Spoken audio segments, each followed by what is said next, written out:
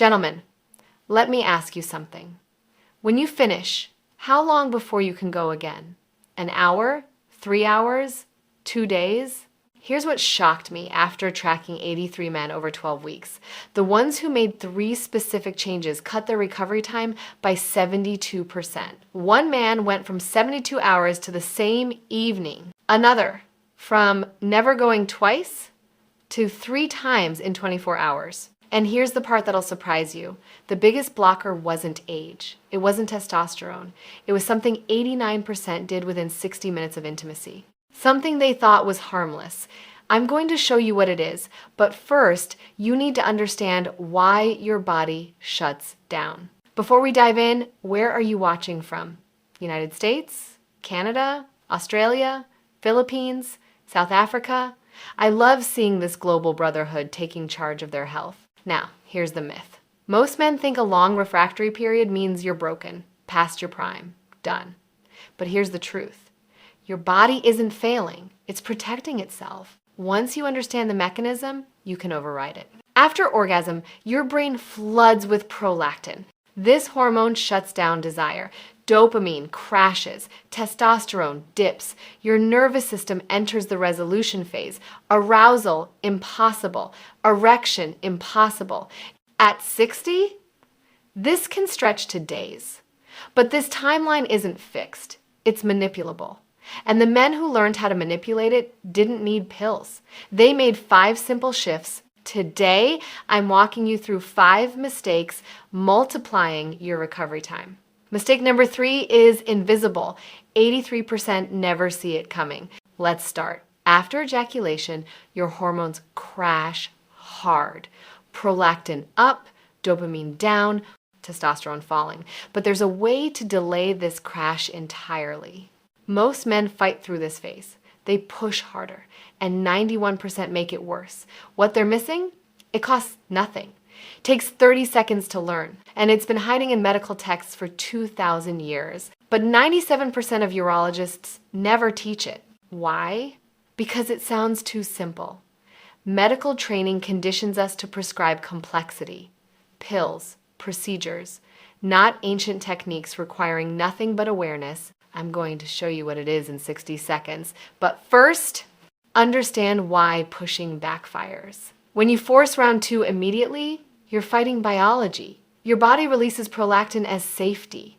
Forcing arousal before prolactin clears creates stress. Stress raises cortisol. Cortisol suppresses testosterone. You're digging deeper. Now, here's the technique most men have never heard of. It's called the dry orgasm. The perineum, that area between your scrotum and anus, has nerve pathways controlling ejaculation. Right before climax, press firmly with 2 or 3 fingers. Firm pressure directly on the spot. You'll feel the contractions, the pleasure, the release. But semen doesn't expel. Your erection stays. Your body never enters that refractory period. You skip the prolactin flood. No hormonal crash. It takes practice. But once mastered, you can extend intimacy from minutes to hours. Some men report 5, 6, 7 peaks without stopping. So that's the technique. The dry orgasm. A way to stop the refractory period before it starts. You've learned how to extend round 1 indefinitely. But here's the problem. Not every man masters that immediately. Some need weeks. Some struggle with timing.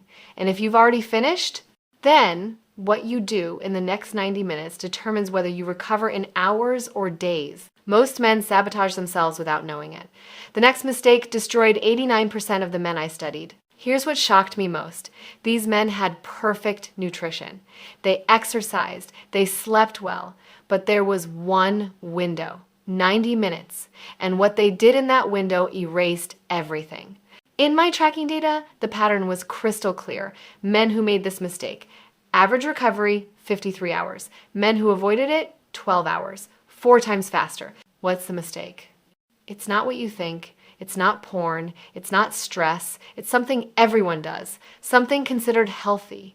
Eating, drinking, or smoking within 90 minutes of intimacy. When you eat a large meal, your digestive system demands blood. Massive amounts.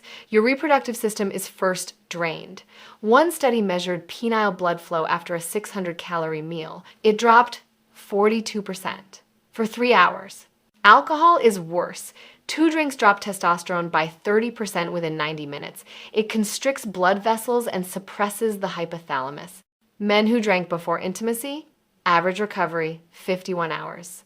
Men who abstained, 14 hours. Nearly 4 times faster. Smoking damages the endothelium, reducing nitric oxide production.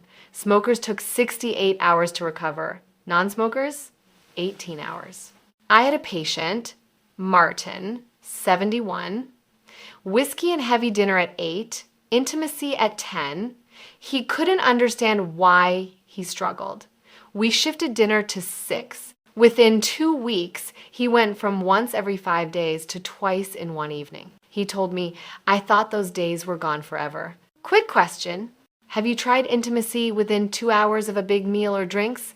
Type 1 if that's your pattern. Type 0 if you always wait. I'm asking because if you've been eating before intimacy, the breathing protocol I'm about to teach needs modification. Without that modification, it won't work.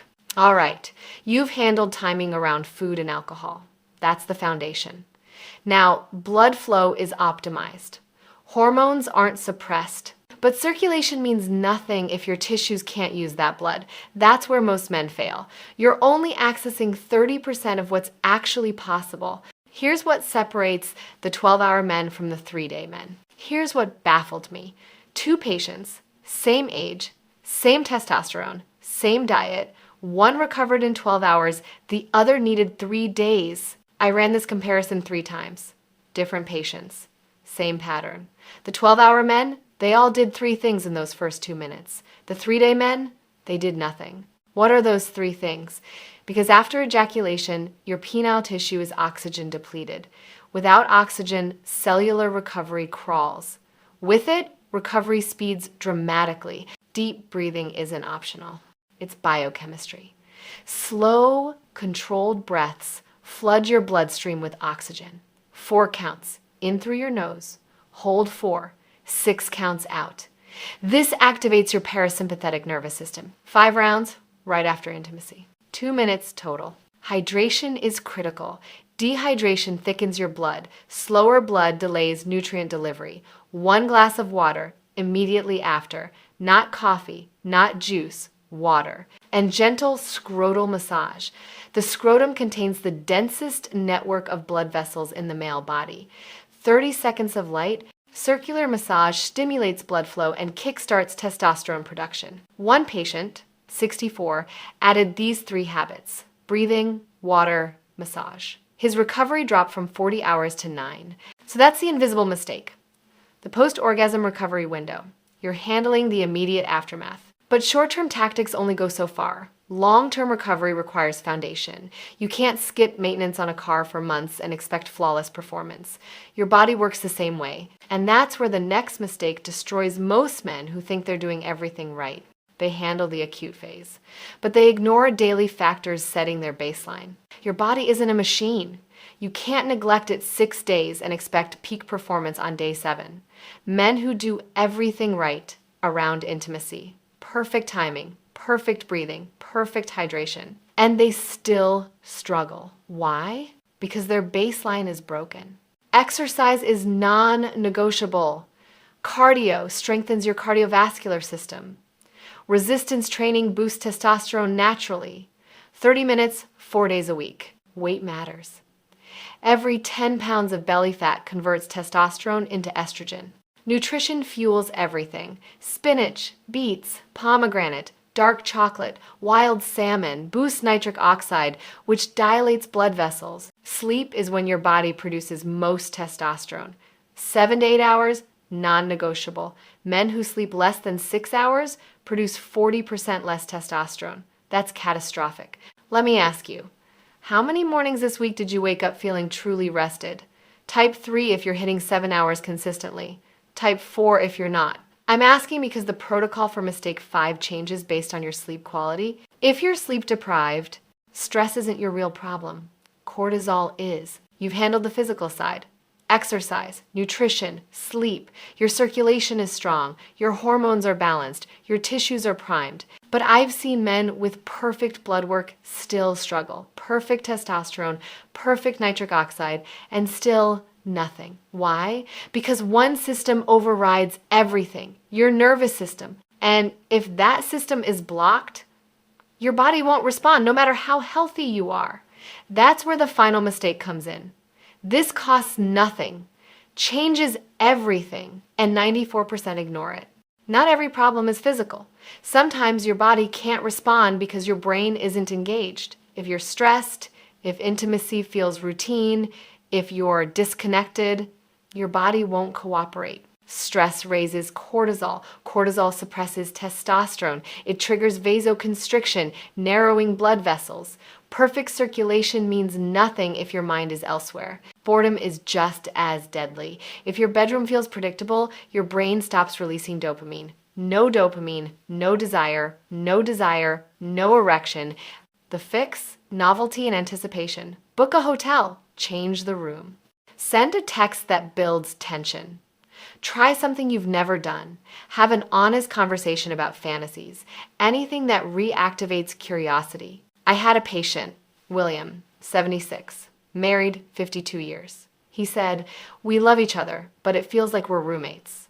I told him to change one thing every week. New location, new time, a surprise note. Within a month, his recovery dropped from 3 days to 12 hours.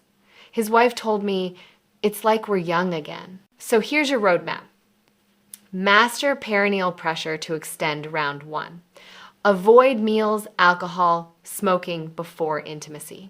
Breathe deeply, hydrate, massage after. Build your foundation with exercise, weight management, nutrition, sleep. Reignite desire through novelty. Now listen, you are not broken. This is biology responding to signals. Change the signals, biology changes. Even if recovery never returns to minutes, you can still experience deep intimacy by focusing on quality. Here's my challenge. Pick one change. Try it 14 days. Track what happens, come back in 2 weeks and tell me your results. I read every single comment. In the comments, which mistake hit you hardest? Which change are you making first? If this gave you clarity, give it a like, share it with someone who needs to hear this, and subscribe for weekly strategies to help men over 50 reclaim confidence, vitality, and freedom. Remember, your best years are not behind you. With the right knowledge, you can restore what you thought was lost. I'm Sophie Morgan. Stay strong, and I'll see you in the next video.